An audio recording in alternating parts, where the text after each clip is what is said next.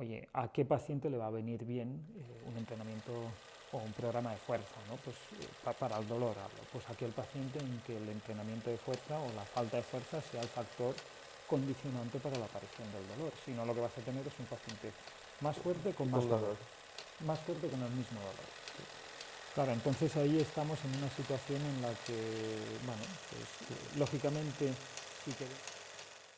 Bienvenidas y bienvenidos a este primer episodio del canal de Fisioterapia de Trovada, que además tenemos el grandísimo placer de entrevistar a Arturo Such. Arturo Such para nosotros es un gran compañero de viaje en esta profesión y nos ha abierto las puertas de su casa para hablarnos sobre fisioterapia, neuropatías, un poco a lo mejor de filosofía y lo que nos dé tiempo y lo que nos deje Arturo. Arturo, bienvenido. Gracias. Bueno, no hace falta una presentación como tal, porque creo que eres una persona muy conocida en el mundo de la fisioterapia. Acabaste fisioterapia en el 2001, ¿no? Fuiste socio fundador de la Sociedad Española de Fisioterapia y Dolor y además impartes cursos en distintos seminarios y máster y eres también profesor asociado en el Cardenal Herrera CEU, ¿no? Sí. En Valencia. Muy bien. Bueno, me gustaría empezar con una pregunta que es un poco personal, porque al final también es lo que nos gusta en la trovada cuando hacemos formaciones y todo esto, y me gustaría que la gente entendiera un poco cómo es una semana en la práctica clínica de Arturo Such. Bien, bueno, normalmente mis semanas están divididas entre fines de semana, que son casi siempre de formación, y después la parte de consulta, entonces, que suele ser a principio de semana. Lunes, miércoles y jueves suele ser días de consulta, con más o menos carga, y después el martes es mi día de descanso, que no es tal, ¿no? El martes es el día en que aprovecho para estudiar, sobre todo por las mañanas, estar con mis hijos por la tarde y hacer entrevistas, como esta. Y el fin de semana, viernes, sábado y domingo, pues suelen ser días de formación, con pequeñas variaciones, ¿no? Pero bueno, pues si hay formación el fin de semana, viernes no paso consultas. Si no, pues alguno tengo que acercarme durante un rato. Yo me acuerdo mucho hace unos años cuando coincidimos dando seminarios en el máster de la Universidad de Valencia, que te pregunté, no, Arturo, ¿cómo lo haces para estudiar? ¿No? Y luego es algo que yo he contado mucho a mis alumnos, citándote, ¿no? De mira, al final, por ejemplo, Arturo, ¿no? Me enseñó que es muy bueno a veces tener una mañana disponible para estudiar con calma lo que te guste, lo que te motive dentro de la profesión. Y luego también, algo que hablábamos antes de la entrevista, ¿no? El conocimiento transversal, que no siempre solo leer de fisioterapia nos va a aportar como fisioterapeutas, sino que también leer de otros ámbitos, ¿no? Incluso literarios, narrativos, ensayos, ¿no? Que Sí. estabas comentando, creo que es súper importante y que también es un mensaje que crees que la sociedad, o sea, crees que los fisioterapeutas de hoy en día es algo que tienen en cuenta. Bueno, yo creo que la gente que tiene una cierta formación ya de base y una cierta experiencia sí lo aprecia más, ¿no? Los estudiantes de grado me da la sensación de que no, pero es que quizá todavía tampoco les corresponda, ¿no? No tienen la experiencia vital como fisioterapeutas como para valorar estos aspectos todavía, ¿no?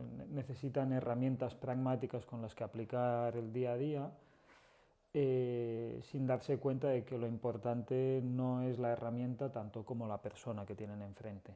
Entonces, sí, este sería una cuestión que yo creo que hay un elemento diferencial, ¿no? Entre la gente que ya tiene una cierta experiencia y le sigue importando y la que no. En cuanto a lo que me comentabas de las horas de estudio, bueno, pues yo creo que cuando lo comentamos en aquel momento, todavía era cuando empezaba y estudiaba hasta muy tarde por las noches.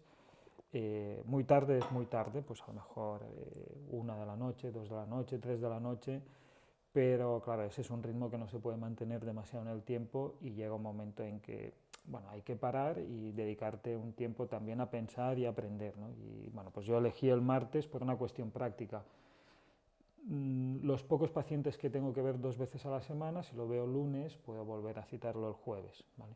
No es habitual que lo hagamos, pero en una fase muy aguda, un paciente que está muy desesperado y que hay, pues bueno, podemos verlo todavía 2 veces, si no lo hubiese hecho lunes por la mañana. Otra cosa muy importante que vemos muchas veces en los alumnos de fisioterapia es cuando tienen esa crisis de cambio de paradigma. Yo supongo que tú desde el 2001 hasta el 2024 seguro que has pasado por una de estas crisis y nos puedes contar un poco cómo se supera o si uno llega a veces a plantearse dejarse la profesión. Sí, de hecho yo tuve una crisis profunda ya por el 2007, 2008, junto con la crisis económica además, ¿no? Y es que, bueno, pues en 2004 abrí mi centro y estuve haciendo lo que había aprendido durante un tiempo, pero me di cuenta de que habían cosas que no cuadraban, ¿no? Había gente que debería estar allí porque necesitaba ayuda y sin embargo desaparecía, y la gente que acudía a consulta de manera habitual pues era gente que en verdad necesitaba objetivamente menos ayuda, tenía menos necesidades o menos elementos que modificar, venían más bien por una cuestión de placer, ¿vale? Nada malo en ello, ¿eh? Pero aquello a mí me supuso una crisis como para pensar, oye, lo que estamos haciendo o la fisioterapia sirve para algo.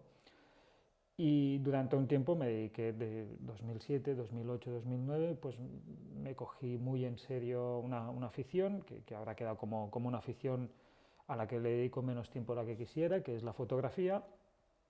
Y bueno, pues no se me daba especialmente mal, y llegó un momento en que incluso planteé abandonar la fisioterapia. Entonces, 2009 cayó en mis manos un paper que no recuerdo, ¿vale? Pero que sí recuerdo que cambió completamente mi percepción, y una conversación en un tren viniendo de un curso con Kike Yuk, ¿vale? Un compañero de la trovada, que me recomendó el Back Pain Revolution de Gordon Badel, que es un libro excepcional y que me cambió muchísimo. Ya había empezado el cambio, ¿no? Pero me cambió muchísimo la perspectiva y me ayudó después a sentarme, estudiar mogollón y darme cuenta pues, que efectivamente sí podemos ayudar muchísimo a la gente. Y la cuestión con este libro era, es curioso porque siempre cuando lo recuerdo siempre pensaba, bueno, y antes de esto nosotros los fisioterapeutas teníamos una visión muy mecanicista, ¿no? Pues esto es que hay algo que no funciona bien en tus tejidos y demás.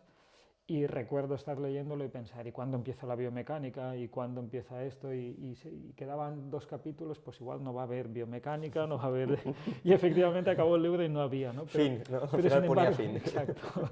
Pero fue uno de los libros vaya, yo tengo las 2 ediciones, compré primero la segunda, después compré la primera, y esto solo lo hago con los libros que para mí suponen un cambio y que son significativos, ¿no? Para aquellos que nos estáis viendo, dejaremos las referencias de los libros que menciona Arturo en la parte de descripción del vídeo, así si alguien quiere ver el libro que cambió la realidad de Arturo Suk, aconsejado por Kike Yuk, que también es compañero en la trovada y que la verdad es que también es una persona que inspira muchísimo, lo vais a tener.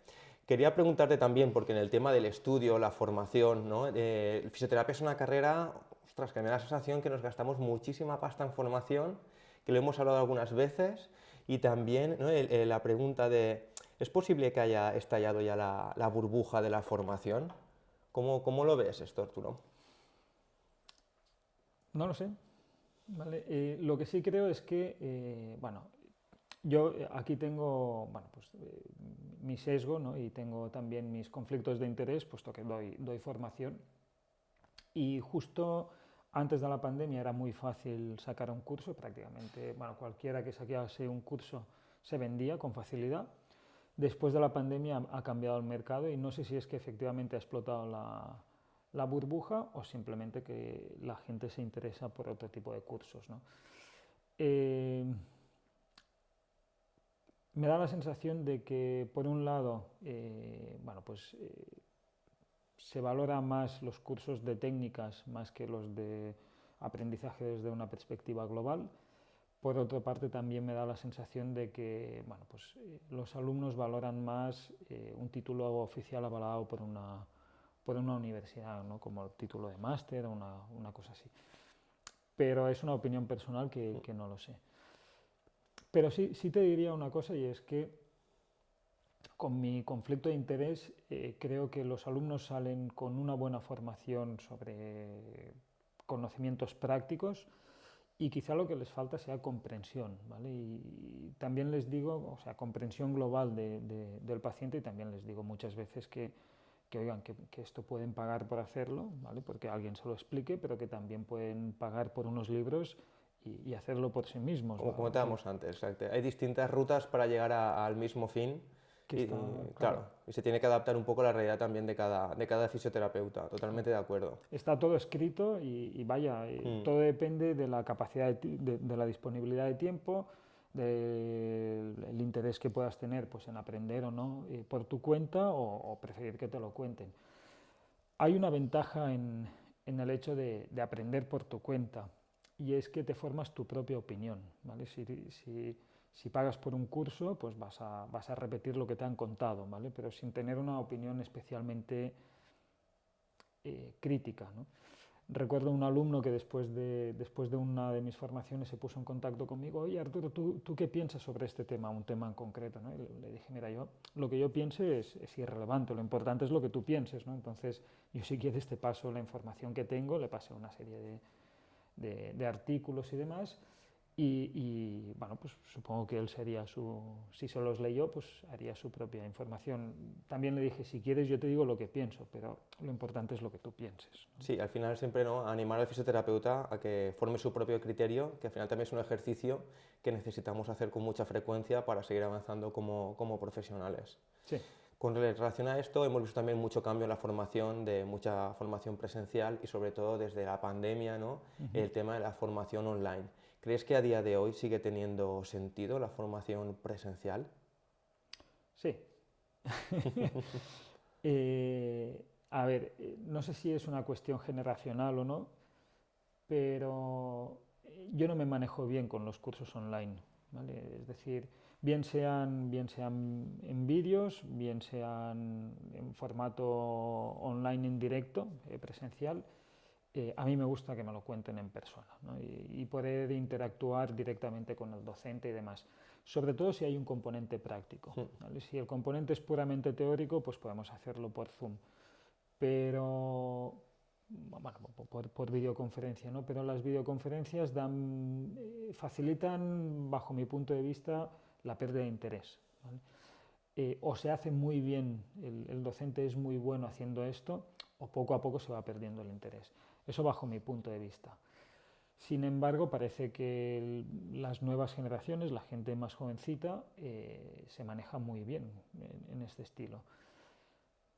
Y en cuanto a los vídeos grabados, pues bueno, tienen su espacio, a mí me gustan como recordatorio, pero bueno, valoro muy mucho la interacción directa con otros compañeros y el propio profesorado. Esta es mi percepción personal, que no quiere decir que sea mejor. Sí, sí, está claro, está claro. Sí que vemos eso, que incluso puedes tener un fisioterapeuta que utilice distintos tipos de formación dependiendo de para qué vaya a utilizar esa información, ¿no? Lo que decías de como un recordatorio, el uso de cursos que ya estén grabados a los que puedes acceder de forma recurrente y después cuando tienes mucho interés en un tema, a lo mejor sí que la formación presencial te da por una parte eso, ¿no?, el interactuar con el ponente, luego también conocer a lo mejor gente que no conocías, que comparte el mismo interés y que a partir de aquí también pueden surgir otros proyectos o otras cosas. Sí. Muchas veces pasa eso, ¿no? Dicen, ostras, el curso es fenomenal, pero es que además en la comida estuvimos hablando más relajadamente y realmente pude aprender y ver muchas cosas que también incluso cuando formamos un temario de un curso tienes que darle una estructura y al final siempre hay algún estudiante que tiene alguna duda muy concreta y aprovecha esos momentos. Sí, yo creo que muchas veces lo mejor del curso es pues precisamente el almuerzo, la hora de la comida en la que bueno, pues, se plantean temas transversales, ¿no? Y esto es cierto que el online y además el online deslocalizado, ¿no?, estando en casa, pues no se puede dar.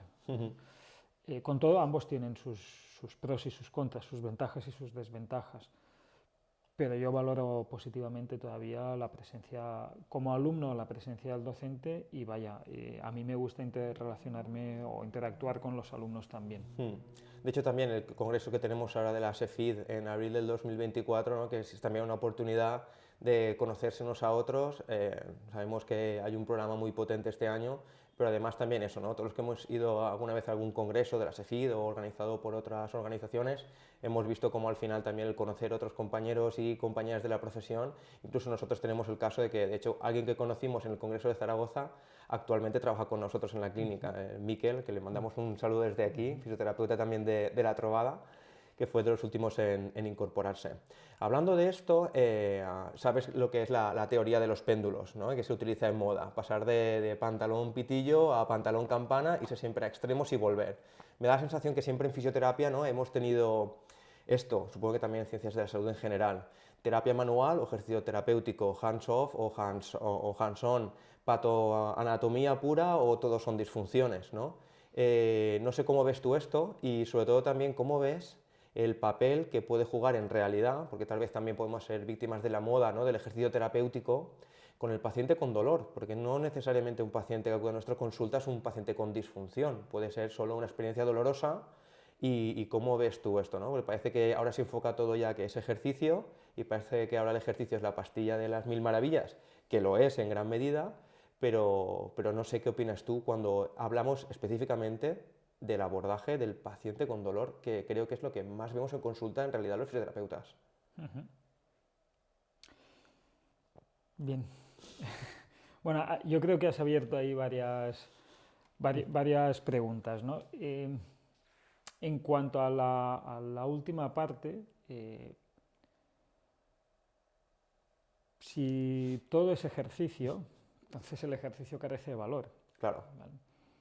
Es decir, hay varios aspectos a tener en cuenta, ¿no? Pero si el ejercicio, claro que aporta muchísimo, ¿vale? Es decir, es necesario, pero hay que conceptualizarlo bien o hay que enmarcarlo bien, porque es cierto que es la polipíldora y demás, y que bueno, pues, mejora perfiles metabólicos, el ejercicio como medicina, tanto como prevención primaria como prevención secundaria, esto es cierto, pero básicamente al final se traduce con hacer una vida activa, ¿vale? Hacer una vida activa, buena alimentación, buen descanso, ¿vale?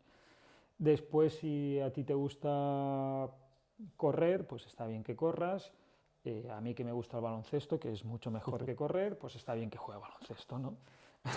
Entonces, lo que quiero decir es, bueno, si tú haces vida activa vas a tener la dosis necesaria. Vida activa, hablo de vida activa de verdad, ¿eh? No esto de ir a caminar un rato, un poquitín como por obligación, sino como estilo de vida.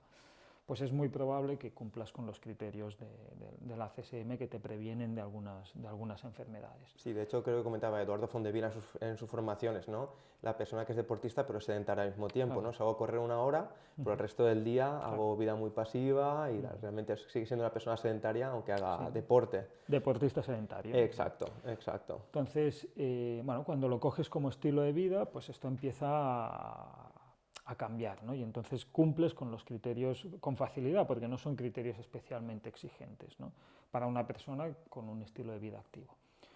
Pero dicho esto, claro, cuando hablamos de dolor tenemos un problema y es que no entendemos bien qué es el dolor, ¿no?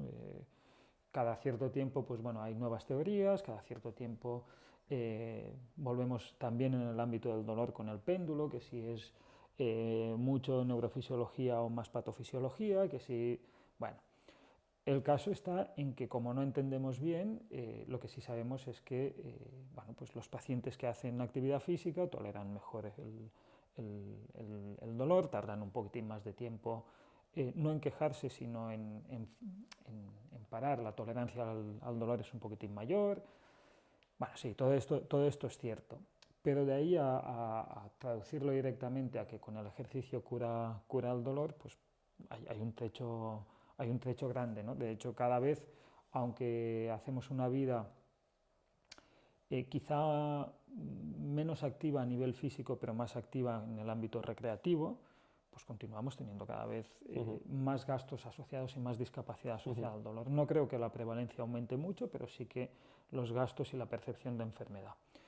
Y claro, esto se basa en que de manera secundaria estamos intentando modificar algo que todavía pues, entendemos a medias, con variables que no tienen una relación directa, ¿no? Por ejemplo, la fuerza, ¿vale? Pues, oye, ¿a qué paciente le va a venir bien un entrenamiento o un programa de fuerza, ¿no? Pues, para el dolor hablo, pues aquel paciente en que el entrenamiento de fuerza o la falta de fuerza sea el factor condicionante para la aparición del dolor. Si no, lo que vas a tener es un paciente más fuerte con más dolor, más fuerte con el mismo dolor.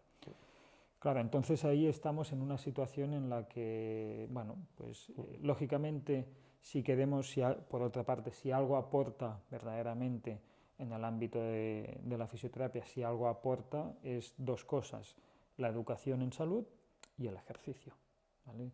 Esto parece que aporta un poquitín más de valor que el resto de tratamientos. Con todo, para el dolor, todos los tratamientos, sean del ámbito que sean, medicina, cirugía, fisioterapia, terapia manual, ejercicio, el tamaño del efecto es pequeño o moderado. No hay tamaños moderados a grandes, sino pequeño o moderado. Pues dentro de esto parece que los más fiables son la educación y el ejercicio.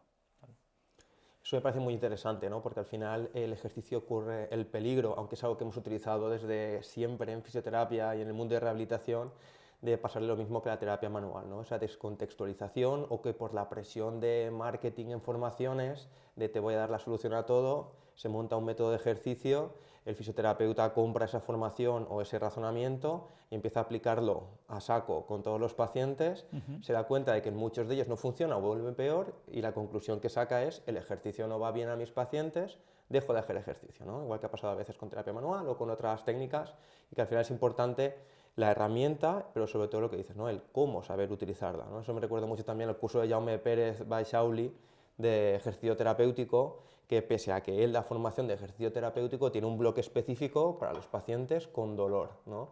Y destruye un poco todos estos mitos de ganancia de fuerza igual a bajada de dolor, que es un concepto que parece que está bastante instalado en la mente de los fisioterapeutas hoy en día. Sí, y bueno, volvemos otra vez al péndulo, ¿no? Y hay una cuestión, y es que efectivamente nos equivocamos muchas veces al considerar como la bala mágica, porque lo que hacemos es poner el foco en la terapia, en el ejercicio o en la educación, en vez de ponerlo en el paciente, ¿no? Claro, si es el paciente el que quiere, el que quiere hacerlo, automáticamente tienes una probabilidad de que vaya mucho mejor, muchísimo mayor, ¿vale? El otro día discutían en unas jornadas, bueno, es que yo le pido al paciente que se apunte a un gimnasio, ya, pero es que si al paciente no le gusta ir al gimnasio, lo que vas a conseguir es que se gaste pasta, ¿vale? Vas a conseguir que vaya al gimnasio y que cuando haga el peso muerto, la misma molestia la valore de manera distinta, ¿vale? Es decir, el peso muerto, la sentadilla o un curl de bíceps o simplemente la bicicleta. Oye, pero si yo estoy haciendo esto para librarme del dolor y sin embargo me sigue doliendo, es que el ejercicio no me funciona, ¿vale? Porque ponemos la estrategia, la descontextualizamos, ponemos la estrategia por encima del paciente, de la persona. Y lo que es importante no es la estrategia, es la persona, ¿vale? Y que responda a las necesidades de la persona. Y esto a veces lo olvidamos, ¿vale? Y nos centramos en un componente muy técnico, cuando en verdad habría que centrarse más en un componente mucho más humano, ¿vale? Sin menoscabo de la parte técnica, Por supuesto. ¿vale? Pero en un componente mucho más humano, que es al final lo que le da sentido a que el programa de ejercicio o el programa de fisioterapia surta efecto.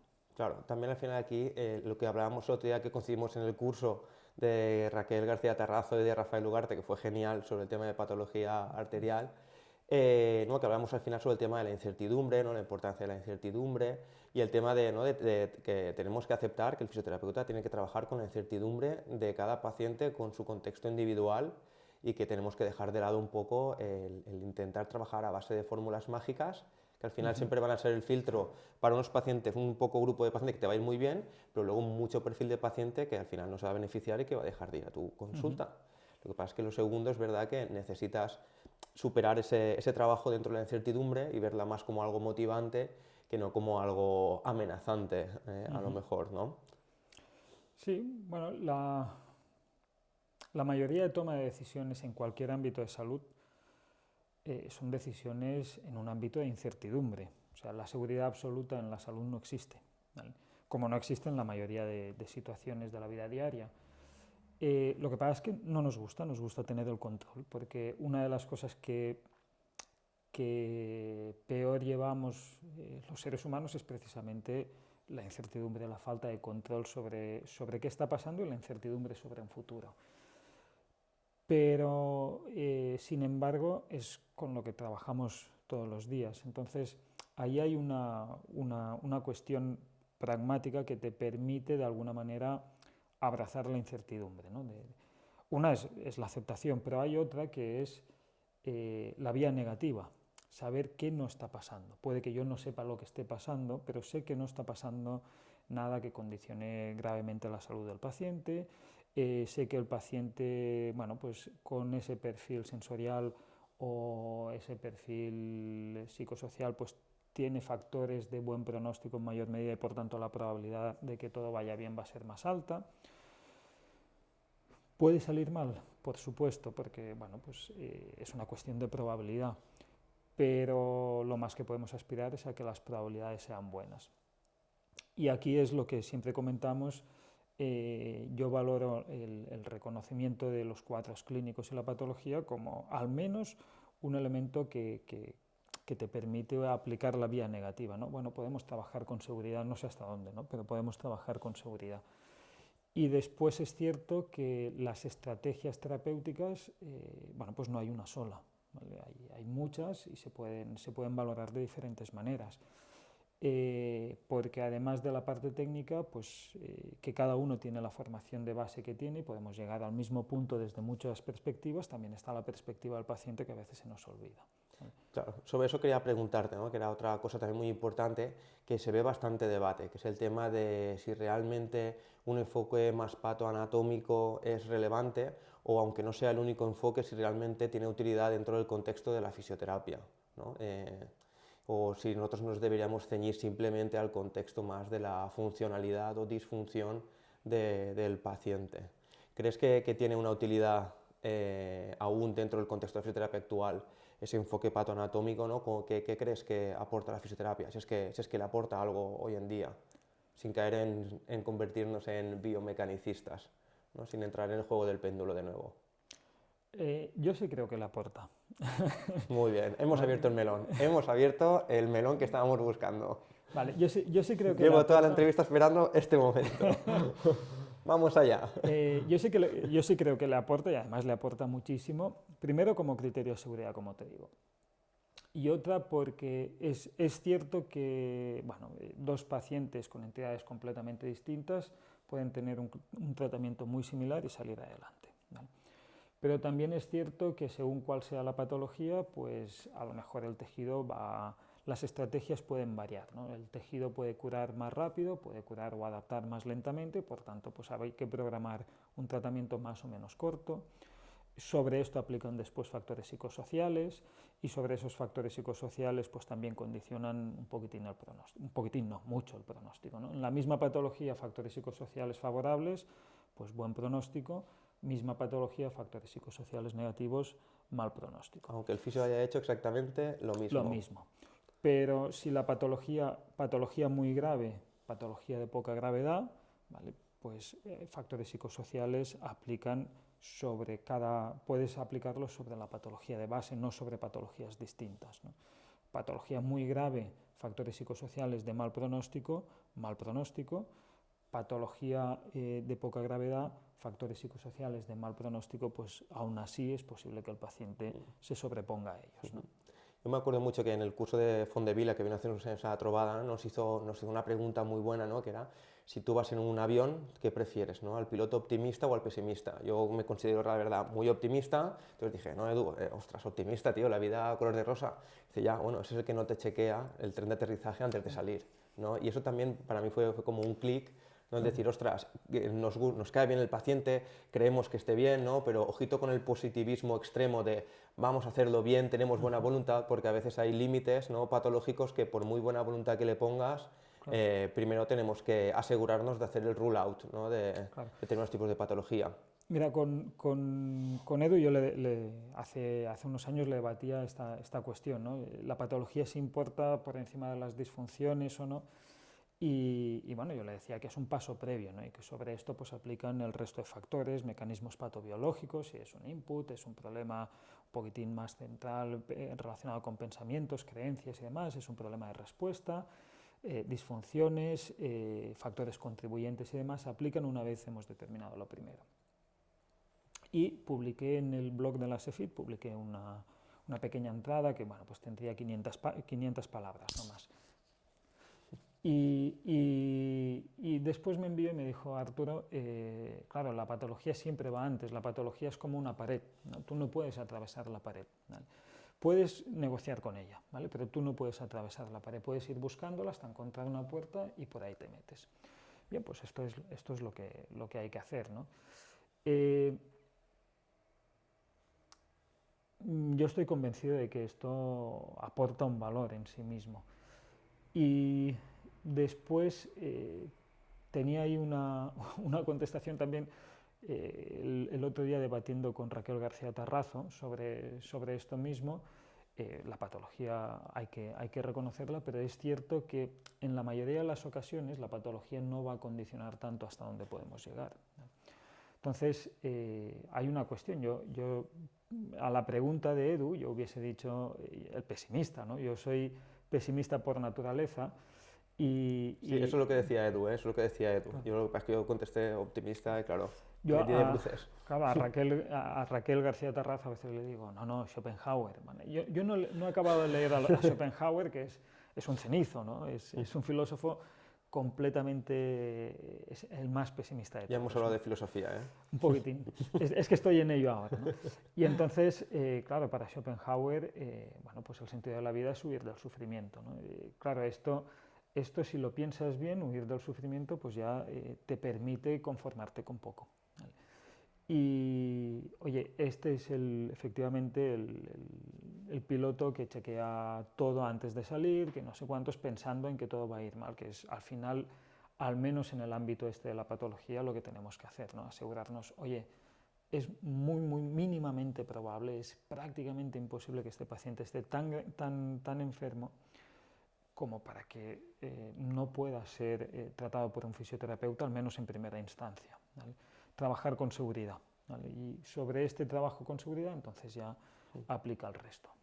Un perfil de paciente que tal vez debamos derivar en primera instancia, ¿no? Que es aquel paciente con neuropatía compresiva, ¿no? Quería hacerte algunas preguntas al respecto y además, bueno, tengo que decirte que como la fisioterapia, sabes que somos una cooperativa, en el grupo de alumnos que vamos a asistir ya a tu curso, que están inscritos, les pedí que hicieran alguna recopilación de preguntas y a ver si pues, nos daba tiempo lanzar alguna, ¿no? Entonces quería preguntarte sobre todo primero, porque creo que nos interesa a todos saber, ¿qué te llamó la atención del mundo de la neuropatía compresiva como para que te hayas metido con tanta dedicación a ella? Bueno, en mi caso, claro, yo tenía una visión muy mecanicista, ¿vale? Allá por 2009 pues llegaron aquellos papers, aquel libro, montamos la Sociedad Española de Fisioterapia y Dolor y entonces le vi un sentido nuevo a esto. Bueno, pues la fisioterapia es otra cosa distinta a lo que estamos acostumbrados, ¿no?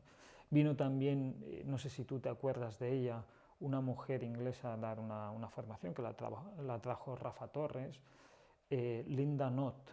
¿Vale? Linda Knott era una mujer maravillosa, pero yo recuerdo que de aquella primera ponencia salimos tanto Kike Yuk como yo, y Kike Yuk decía, esto es otra cosa, esto no es lo que nosotros hacemos, y ciertamente no hacíamos nada de eso en aquel momento. ¿Vale? Cuando estás outsider, ¿eh? Cuando te das cuenta que eres tú el que está fuera de juego. No habíamos entendido nada, ¿no? Entonces, bueno, pues me puse a estudiar muchísimo de ello y claro, llevé el péndulo muy lejos, ¿no?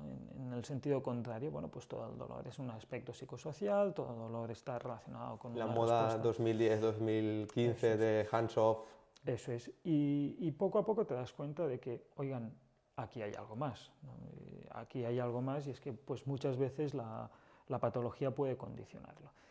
Y claro, muchos de mis pacientes por aquel entonces eran pacientes que tenían problemas específicos, ¿vale? Y muchos de estos problemas eran ciáticas, eran radiculopatías cervicales, algunos venían con un síndrome del túnel del carpo, y dije, bueno, pues esto hay que entenderlo bien. Y de ahí viene un poquitín el interés por las neuropatías. Es una cuestión práctica, una cuestión intelectual para poner el contrapunto al péndulo aquel que quizás se fue demasiado, y por otra una cuestión práctica porque era una de las cosas que más veía en consulta. Claro, es que me interesa muchísimo por eso, ¿no? Siempre desde hace tiempo, ¿no? El tema de ¿Cuándo, no? Es una pregunta, ¿no?, que tenemos. ¿Cuándo, por ejemplo, tú puedes decidir si el paciente del que sospechas una neuropatía compresiva directamente lo vas a derivar al médico para una exploración más a fondo y ver si hace falta otro tipo de tratamiento? Y otra pregunta que nos enviaba también Andreu, que también es fisioterapeuta en La Trobada, que era un poco, ¿qué criterios, si es que hay criterios, para saber cuándo a un paciente se le puede recomendar que acuda al médico para valorar el tratamiento farmacológico en el dolor neuropático? No siendo lo mismo que la neuropatía compresiva, pero como son dos preguntas que teníamos ahí que queríamos hacerte. La primera la derivación, Bien. si quieres. Bueno, la derivación, claro, a grandes rasgos, criterios, bueno, pues si hay una exploración neurológica normal, sobre todo de neurona motora superior, ¿vale? Esto habría que descartar rápidamente una patología neurológica. Y después, a nivel periférico, bueno, pues se considera o bien una pérdida neurológica progresiva, es criterio de derivación. Hoy viene el paciente, no tiene pérdida de conducción, y a la semana que viene, aun habiendo hecho todo bien, resulta que tiene pérdida de conducción, pues hay que derivarlo y, bueno, pues se pone, en principio habría que hacer pruebas, ¿no? Una resonancia y una electromiografía como mínimo, pero bueno, se deriva al profesional y que decidan, ¿vale? También una pérdida de conducción muy manifiesta y pérdidas de conducción sin lógica anatómica. Por ejemplo, en columna lumbar, pues que haya más de 2 raíces nerviosas con pérdida de conducción, ¿vale? Con pérdida de conducción anatómica, es decir, pérdida de sensibilidad, fuerza y reflejos en más de 2 raíces. ¿Vale? Con toda la superposición en los campos y demás, esto no es difícil de detectar, ¿vale? Aunque hay algunos factores de confusión, pero no es difícil de detectar si se hace bien una exploración. Y después signos de alarma, ¿no? Pues, signos de alarma de otras patologías, como por ejemplo pues un dolor radicular, una corriente eléctrica en paciente con antecedentes de cáncer y que tenga una atrofia de cinturas, por ejemplo, pues esto hay que derivar. O un síndrome de Bernard de Horner en pacientes en edad media de la vida y muy fumadores, ¿no? Pues esto, oigan, antes de tratar ese plexo braquial, pues hay que... Claro, es lo que hablábamos, ¿no? El tema de entender bien la patología, entender cómo se manifiesta, ¿no?, cómo se presentan esos patrones clínicos que nos pueden dar esas señales de alarma. Es que con el tema de la patología hay una cuestión, y es que la mayoría de pacientes van a mejorar, ¿vale? Con lo que le hagamos, si lo hacemos bien, van a mejorar.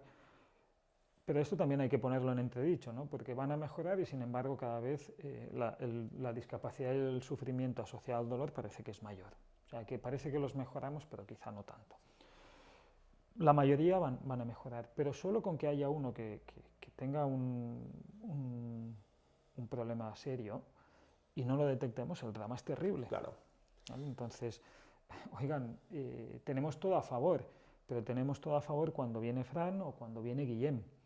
Pero cuando después de venir Fran viene Guillem, después viene Andreu, después viene Alba, después viene Neus, bueno, pues empezamos a jugar a una ruleta rusa, ¿vale? Y si tú juegas a la ruleta rusa una vez, es probable que sobrevivas, pero si juegas 6 veces, empiezas a tener las probabilidades en contra, ¿vale?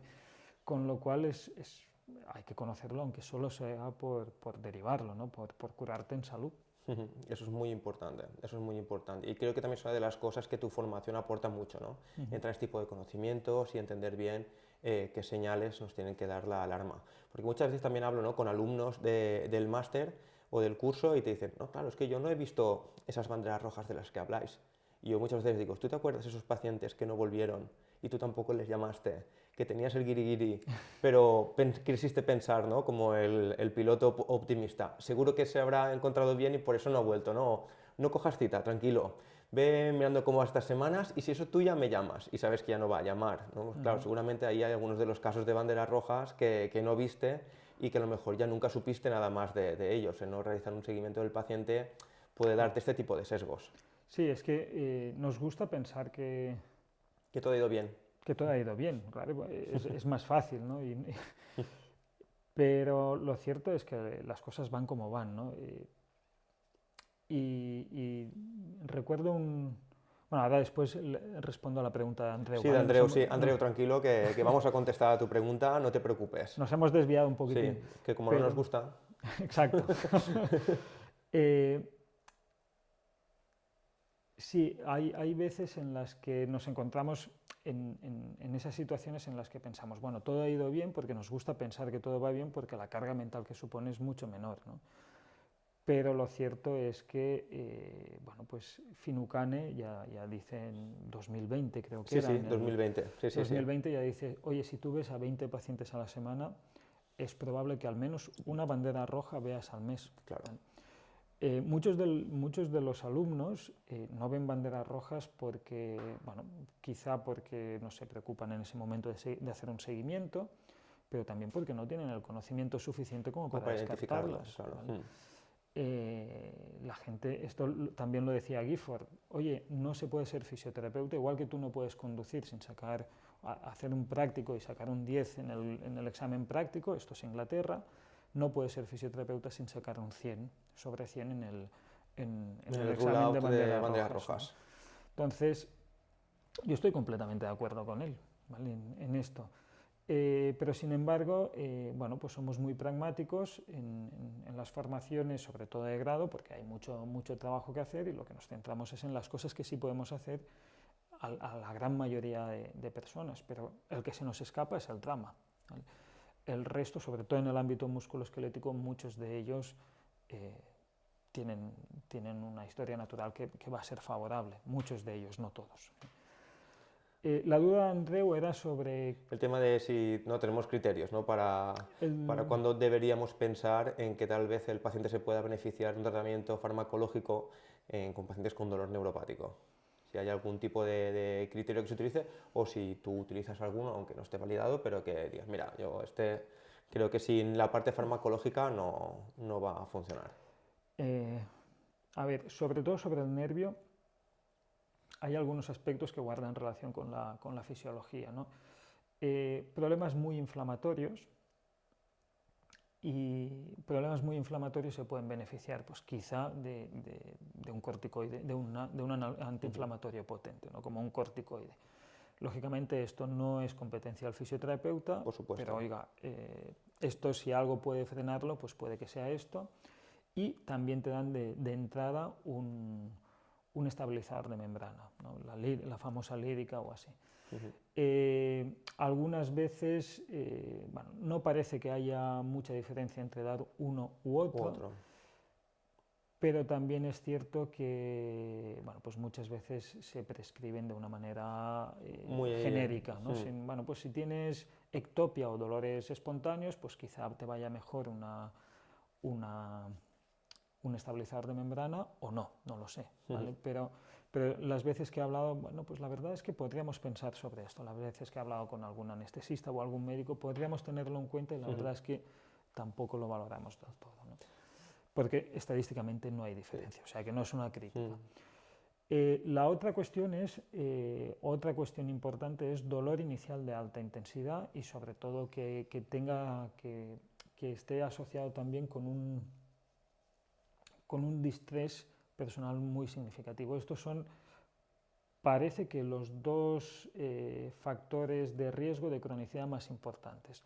Dolor inicial de alta intensidad con un distrés alrededor del evento muy significativo. Entonces, esto hay que frenarlo como sea, ¿vale? Por otra parte, el paciente que tiene muchas molestias pero que lo puede sobrellevar bastante bien, pues puede elegir por sí mismo. Hablando de esto, ¿no? Muchas veces desconocemos, porque la mayoría de fisioterapeutas estamos en el sector privado, consulta de calle, ¿no? ¿Cómo se trata una neuropatía compresiva en el sistema de salud pública? Entiendo que tú no estás dentro, pero tienes experiencia porque tienes pacientes y seguramente tienes que compartirlos con médicos de cabecera y otros profesionales del sector. Esta es una pregunta que nos envía Celia Conejo, que es una compañera de la Universidad de Málaga y que, vamos, que para nosotros es una más del equipo y te queremos hacer llegar porque me parece muy interesante, ¿no? Muchas veces solo vemos el contexto de nuestra clínica y directamente nos enemistamos o no queremos saber nada de la pública cuando en realidad tenemos que trabajar codo con codo, es la realidad de todos. Bien, bueno, pues habitualmente ocurre una cosa y es que el dolor relacionado con el nervio, si el dolor ya es un desconocido en grandes términos, hablo ahora a nivel de conceptualización, de conocimientos, bueno, pues el dolor neuropático parece que se entiende casi que todavía menos, ¿no? Y hay un problema y es que el dolor neuropático se relaciona con una larga duración, una gran discapacidad, o sea que es un problema verdaderamente serio. Entonces, a mí me da la sensación de que muchas veces no se reconoce bien, ¿vale? Porque el reconocimiento del dolor neuropático exige un tiempo del que no se dispone en la pública muchas veces, ¿no? Conlleva una buena entrevista, conlleva después una exploración física concreta y ya para acabar de perfilarlo perfectamente pruebas de imagen, ¿vale? Esto según la IASP.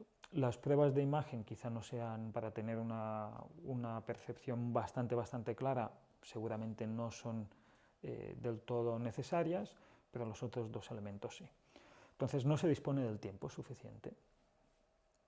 Y muchas veces se acaba dando un analgésico simple o un antiinflamatorio, se deja un poquitín pasar el tiempo y en el caso de que no, perdón, en el caso de que no mejore, en un tiempo prudencial, que pueden ser unas semanas, pues al final se deriva casi siempre a traumatología, ¿vale? Y allí ya se decide si hacer una resonancia o no. En ese impasse de tiempo pues pueden pasar varias cosas, ¿no? Puede pasar que el dolor, la fase aguda, desaparezca y el dolor, o sea, la fase aguda se resuelva y el dolor desaparezca. Puede pasar que el dolor se perpetúe por los motivos que sean, o puede pasar incluso que la cosa haya ido verdaderamente mal y además de dolor que puede estar o no presente, haya pérdida de conducción. En ese caso, si había que hacer alguna intervención sobre el nervio, se ha llegado tarde ya, ¿vale? Cuando hay pérdida de conducción con atrofia muscular y demás, es muy difícil volver atrás y poderlo recuperar. Claro, porque es muy importante realmente, ¿no? Que es algo que muchas veces el fisioterapeuta te cuenta, ¿no? Es que, claro, el paciente no va a entender que esté 20 minutos haciendo una exploración porque lo que quiere es que lo trate el primer día, ¿no? Y al final también yo a veces pienso que la sociedad va a entender la importancia de que el fisioterapeuta haga una buena valoración en la primera sesión cuando nosotros, en la práctica clínica, nos lo creamos y se la demos, ¿no? Porque al final creo que tenemos un rol de educación con el paciente y que cuando el paciente ve muchas veces, ¿no? Después de pasar por muchos profesionales, que cuando encuentra un fisioterapeuta que realmente le hace una valoración completa, te da las gracias. Y te dice, ¿cómo puede ser que en 2 años nadie me haya tocado, me haya visto, me haya valorado? Y que muchas veces lo que comentabas, se puede llegar tarde con pacientes con perfil de dolor neuropático o con un perfil de neuropatía compresiva si no realizamos este tipo de exploraciones neurológicas que cuando empiezas a practicarlas, como cuando lo veremos en tu seminario, es empezar a sistematizar y no es algo que lleve tanto tiempo. No es como, yo creo que es como una falsa creencia. A mí me pasó eso. Yo pensaba hace unos años decir, es que hacer una evaluación neurológica tampoco se lo hace a todo el mundo, pero aquellos perfiles que crees que pueden ser susceptibles casi nunca das, pero el día que das con una, ¿no? con una debilidad repentina focalizada en una zona dices, wow, menos mal. Sí. Una exploración neurológica básica no son más de, te diría que menos de 1 minuto incluso, ¿vale? Es decir, pasamos tiempo haciendo cosas que invertimos tiempo preparando Claro. cosas. Por ejemplo, sacar un perfil de fuerza, ¿no? Un test de fuerza para sacar un pico de fuerza cuesta bastante más montar toda la parafernalia que después hacer lo que es el test en sí mismo. el test en sí mismo y hacer la exploración neurológica. La básica, sensibilidad, fuerza y fuerza con un test de fuerza manual y reflejos. ¿Vale? Sin valorar pares craneales, que te puede llevar unos pocos minutos más, ¿vale? Después, si tienes que valorar ya perfectamente el perfil, una lodinia y demás, pero bueno, esto ya es otra cuestión, ya normalmente son pacientes que necesitan mucho más tiempo o que necesitan un abordaje ligeramente distinto. Si quieres cuantificarlo perfectamente, pues un informe o alguna historia lleva un poquitín más de tiempo, pero no demasiado. Hay una cuestión, Edu siempre comenta, de las exploraciones neurológicas nunca te arrepientes de la que has hecho, ¿vale? Siempre te puedes arrepentir de la que no has hecho porque se te pasa un paciente. se te pasa un paciente que necesita pues, un abordaje distinto, una derivación, etc. Y la verdad es que no es mucho tiempo. Y después lo que tú decías, hay dos cuestiones, ¿no? Por un lado, la cuestión de que hay que hacer una buena exploración, ¿vale? Independientemente de lo que le pase al paciente, hay que saber qué está pasando o al menos qué no está pasando, ¿vale? Y esto pasa por explorarlo bien. Y hacer bien el trabajo no debería ser una cuestión, para esto nos entrenan, ¿no? Hacer bien el trabajo no debería ser una cuestión bueno, me gusta tanto que lo hago bien, ¿no? Es que a ti te pagan por hacerlo bien. Claro. Claro, tú eres profesional, te pagan por hacerlo bien. O al menos no hacerlo mal, ¿vale? Otra vez, una exploración neurológica te permite no hacerlo mal. Y hay una cuestión también en lo que decías, después de 2 años, ¿cómo puede ser que nadie me lo haya hecho?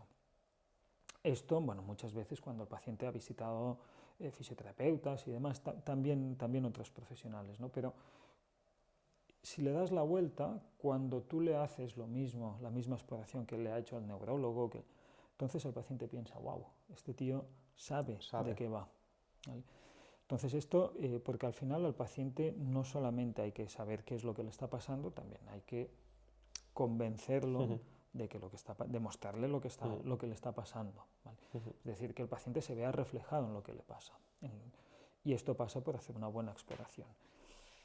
Claro, si no se hace, pues tenemos un problema, ¿no?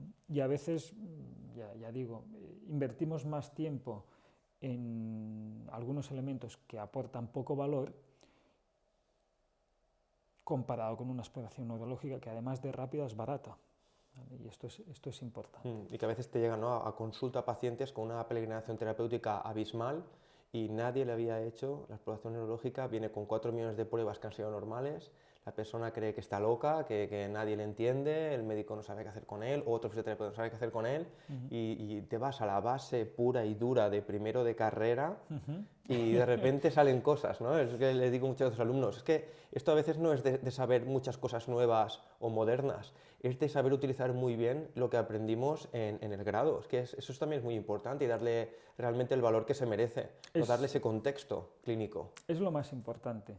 Es decir, a veces queremos, el otro día hablando con un alumno, porque me plantearon, bueno, pues una colaboración y demás, y hablando con un alumno me decía, mira, nosotros lo que hacemos es valorar vemos las nuevas técnicas, ¿no? Y entonces las nuevas técnicas, pues aprendemos a aplicarlas. Ya, pero precisamente por ser técnicas novedosas, están menos estudiadas, ¿vale? Quizá, y como además hay un sesgo de publicación sobre las cosas que son positivas, pues, oye, quizás solamente sepas, en todo caso, la parte buena, pero no tienes el reverso, y todo tiene un anverso y un reverso, ¿vale? Entonces, para algo está el conocimiento establecido, ¿vale? El conocimiento establecido es el que se conoce desde hace 50 años y que ha variado poco, ¿vale? Han variado poco los dermatomas, ¿vale? Para algo que no es incierto, ¿no? Claro. Han variado poco los dermatomas. Sí es cierto que, pero bueno, pues hay una superposición, que hay diferentes configuraciones del plexo braquial o el plexo lumbar, pero aún así, oye, con los dermatomas, si sabes lo que hay que buscar, encuentras lo que hay que buscar. La cuestión, dermatomas y miotomas. La cuestión está en que hay veces en las que buscamos en el dermatoma algo que no se puede encontrar en el dermatoma, como los síntomas positivos, ¿vale? El dermatoma o el miotoma es para valorar signos negativos, ¿eh? Pérdida de conducción, no para valorar síntomas positivos, porque aquello, si hay síntomas positivos, a poco que haya cambiado la médula espinal a nivel central, un poquitín periférico y toda la historia, el dolor se expande, ¿vale? Y ya lo has cagado, ya no sabes por dónde vamos. Sin embargo, este es un error que se comete muchísimas veces en muchos ámbitos, ¿vale? Y es cierto que hay una cierta opacidad causal, pero, oigan, es que está todo inventado, ¿vale? Lo comentábamos antes, ¿no? cuando hemos salido, y bueno, es que hace 30 años o 40 años o 50 años ya hacíamos ejercicio terapéutico. Exacto.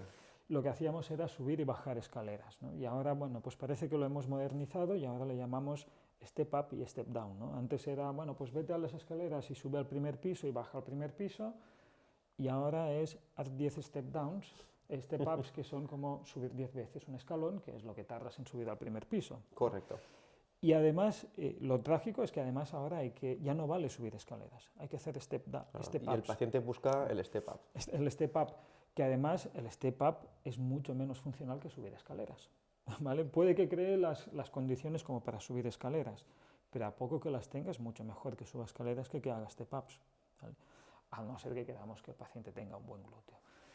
Entonces, bueno, nos hemos ido otra vez un poquitín, pero es cierto este punto, ¿no?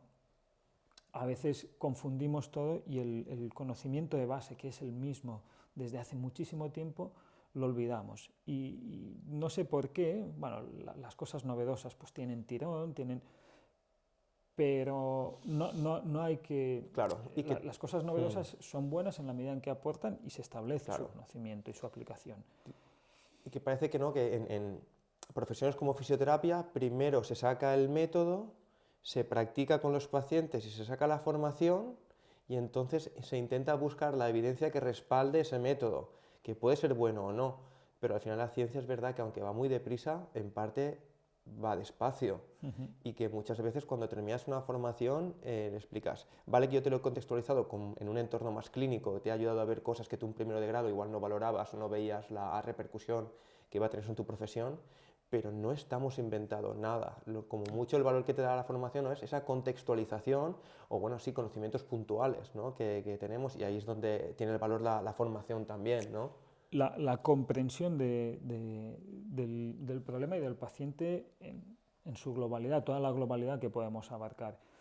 Y esta globalidad es muy dependiente, por esto, o sea, ¿cuánto podemos abarcar de conocimiento? Pues depende. Depende cuál sea tu base de conocimiento, ¿no? Si tu base de conocimiento es estrecha, pues solamente podrás abarcar una pequeña parte. Por esto, como comentábamos antes también, es importante leer muchas cosas, ¿vale? No solo fisioterapia, porque leer literatura, leer filosofía, leer ensayos clínicos, sociología, economía, porque esto te permite abarcar mucho mayor aspecto, ¿vale? Entonces, cuanto más leas, más puedes comprender un poquitín la realidad clínica de este paciente.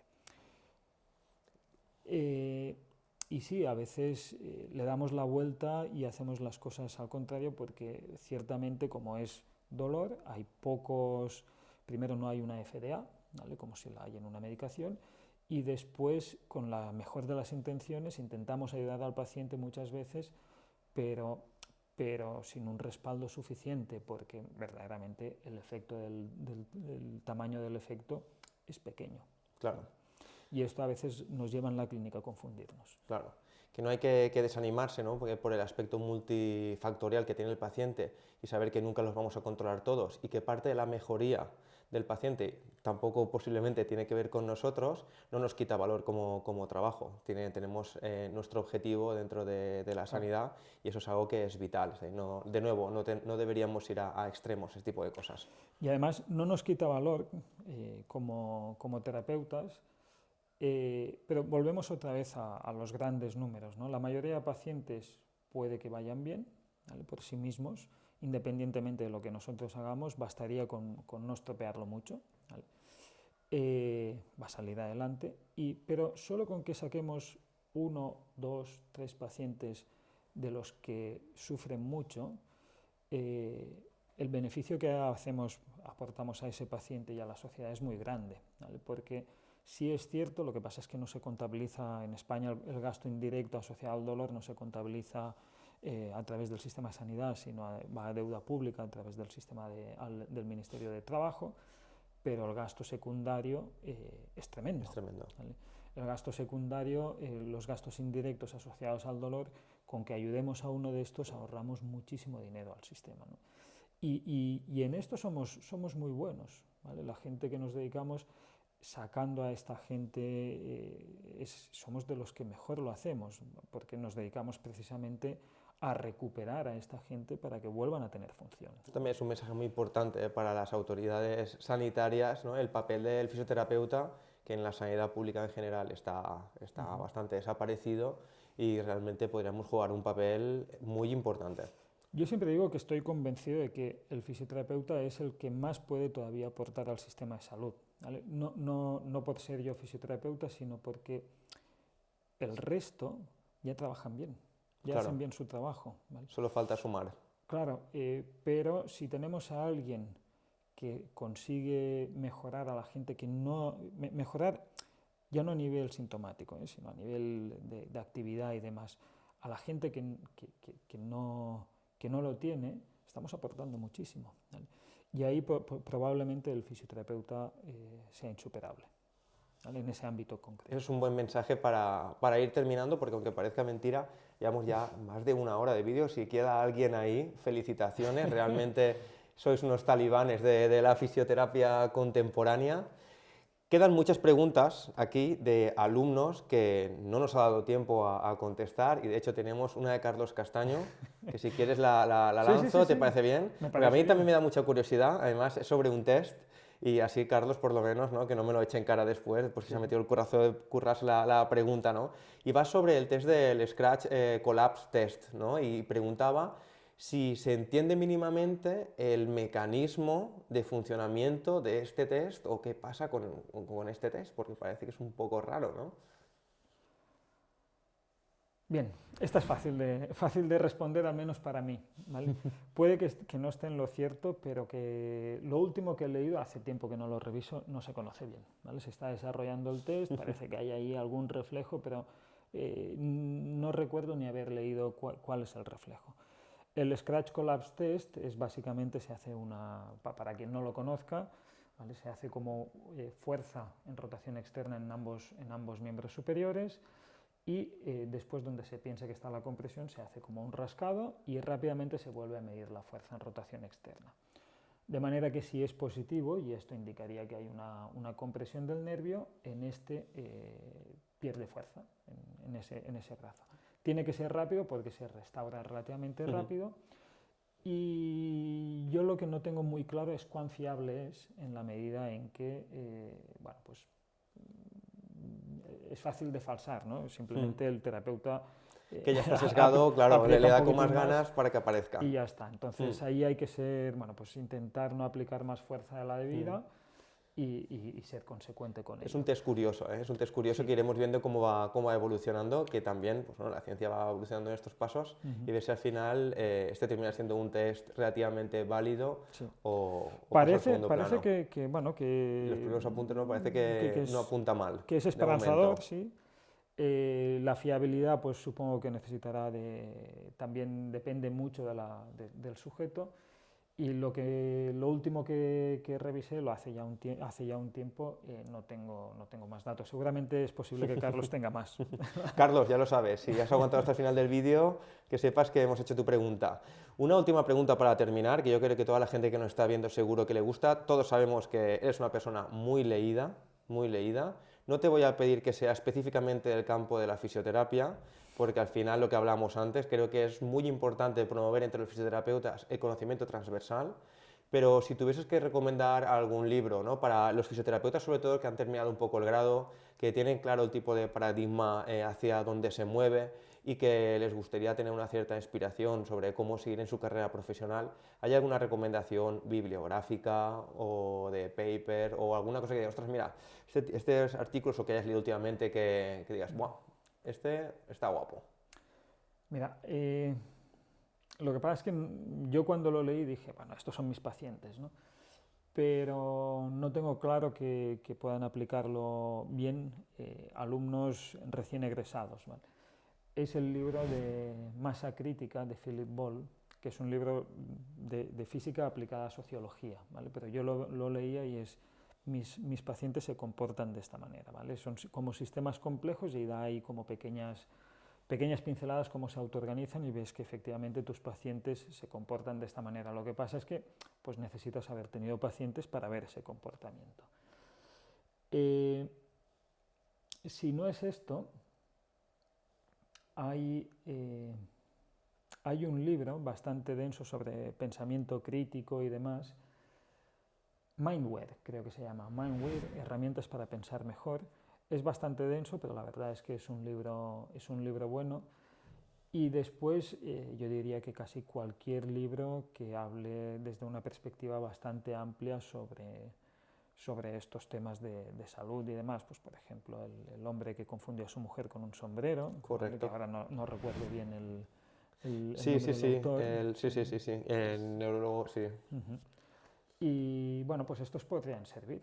Oliver Sacks. Oliver Sacks, Correcto. efectivamente. Famoso, pero se nos olvidó. Pero se nos olvida, pero eso ya la da, eso ya la da. Su libro póstumo es muy bueno, la verdad es que es un libro bonito, es muy cortito, se lee en cuestión de 1 hora o 1 hora y media y la verdad es que está muy bien también. Vamos a dejaros toda la referencia de estos libros que hemos estado hablando, ¿vale? Debajo en la descripción. Daros las gracias por estar aquí y darle las gracias sobre todo a Arturo Su, que nos ha abierto las puertas de su casa para esta entrevista. Y hoy es de los días que digo, ¡buah! Cómo mola trabajar de fisioterapeuta y tener tiempo para pasar con gente como Arturo. Me gustaría despedirme, Arturo, diciéndote algo que me dijiste tú a mí y que me marcó para mí un punto de inflexión y que también es algo que me gusta decir mucho a los alumnos. Te pregunté una vez hace mucho tiempo cómo lo hacías para no llevarte los casos clínicos a casa, en un momento en el que yo me daba cuenta de mi cambio de paradigma y aún así, aunque intentaba empezar a practicarlo, mi inseguridad superaba la norma, ¿no? Y me dijiste una simple frase que he intentado seguir al pie de la letra y lo voy a intentar seguir haciendo, ¿no? Que decía, es que a la clínica se va estudiado, ¿no? Y es cuando te pregunté ¿y cómo lo haces tú para estudiar, ¿no? Y creo que al final es importante que, igual que no hay fórmulas mágicas para tratar a un paciente, no hay fórmulas mágicas para seguir avanzando como fisioterapeuta. El estudio es una parte fundamental de la forma que se quiera y nada, eso, agradecerte, Arturo, porque ha sido un verdadero placer, aunque nos conocemos de hace tiempo, tener 1 hora solo para nosotros en la que poder hablar de una forma tan tranquila y tan interesante. Así que muchas gracias, Arturo. Gracias a vosotros, para mí también ha sido un placer y bueno, pues me encanta que me hayáis elegido a mí aquí como primero para esta iniciativa. Me encantaría igualmente si hubiese sido el tercero, el quinto o el último o cualquiera de ellos, o sea que muchas gracias. Y bueno, la cuestión de yo creo que cualquiera que hubiese ido unos pasos antes que tú, porque yo voy unos pasos antes que tú simplemente por edad, te hubiese dado un consejo similar. Bueno, que no es un consejo especialmente bueno, al final, o no es exclusivo, te lo di yo, pero cualquiera yo creo que es importante, al que lo hubieses preguntado, no hay respuestas mágicas, efectivamente. Efectivamente, hay que buscar. Así que nada, ya sabéis, además si queréis verlo en directo, tenemos la formación, si estáis viendo el vídeo, antes de mayo de 2024, en La Trovada, en el que hacemos una apuesta fuerte, le dijimos a Arturo, los 2 seminarios, caiga lo que caiga, y esto va a salir. Además ya sabemos que el curso está confirmado. Así que muchas gracias a los alumnos que os habéis apuntado porque habéis hecho esta entrevista posible y muchísimas gracias, Arturo, una vez más por acogernos en tu casa y por concedernos esta entrevista. Gracias. Gracias a vosotros. Nos vemos.